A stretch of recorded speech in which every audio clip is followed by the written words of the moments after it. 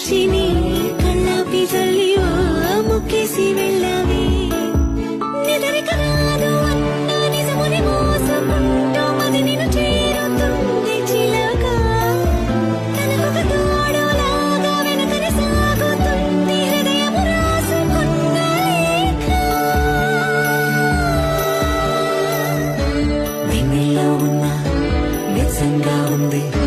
నిన్నే ఊహిస్తుంటే ఎందరిలో ఉన్నా ఏదోలా ఉంది నువ్వే గుర్తొస్తుంటే